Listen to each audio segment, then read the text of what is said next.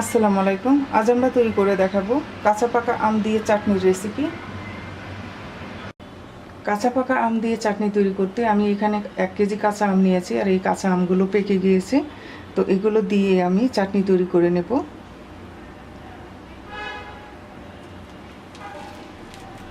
আটিটা বাদ দিয়ে আমরা আমের শাঁসটুকু নিয়ে নিচ্ছি।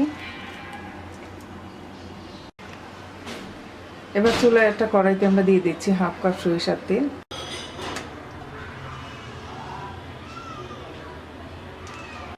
তেলটা গরম হয়ে গেছে, দিয়ে দিচ্ছি 1 টেবিল চামচ আদা রসুন বাটা,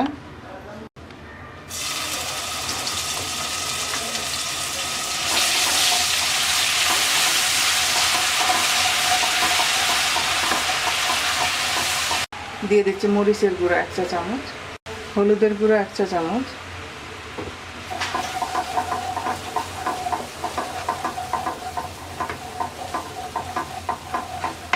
ভিনেগার দিয়ে দিচ্ছি 1/2 কাপ,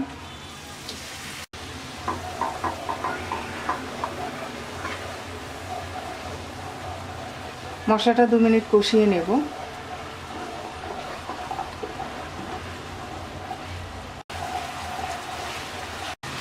মশলা কষিয়ে নেওয়া হয়ে গেছে, এবার আম দিয়ে দিচ্ছি।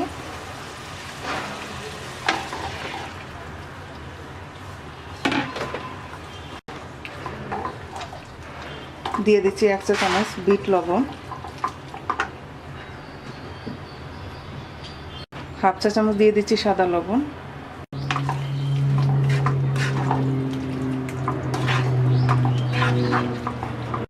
এবার দিয়ে দিচ্ছি 2 কাপ চিনি আর 1/2 কাপ আখের গুড়।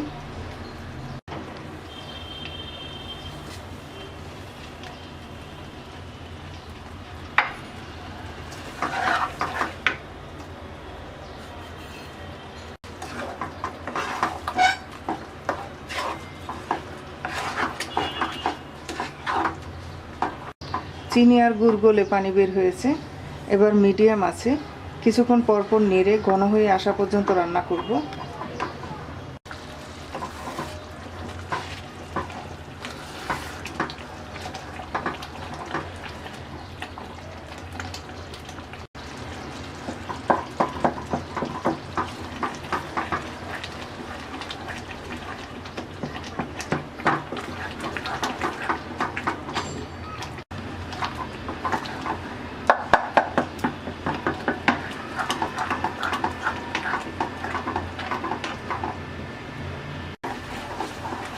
আমাদের চাটনিটা ঘন হয়ে আঠালো হয়ে আসছে, এই পর্যায়ে আমি দিয়ে দিচ্ছি 1 টেবিল চামচ পাঁচফোড়নের গুঁড়া,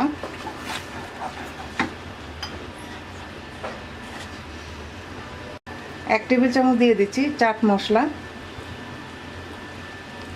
1 চা চামচ গরম মশলার গুঁড়া, 1/2 টেবিল চামচ ভাজা কুটা মরিচ, 1 টেবিল চামচ দিয়ে দিচ্ছি ধনিয়া আর মৌরি দুটা একসাথে 1/2 টেবিল চামচ করে নিয়ে হালকা তেলে গুঁড়া করে নিয়েছি, এটা দিয়ে দিচ্ছি।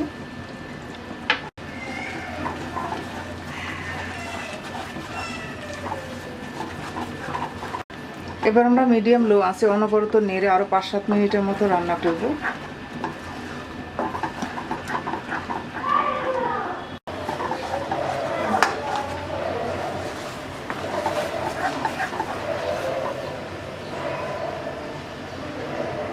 সাত মিনিট জাল দেওয়ার পর এবার আমরা চাটনিটাকে নামিয়ে নেব। এটা ঠান্ডা হওয়ার পর আরও ঘন হয়ে যাবে।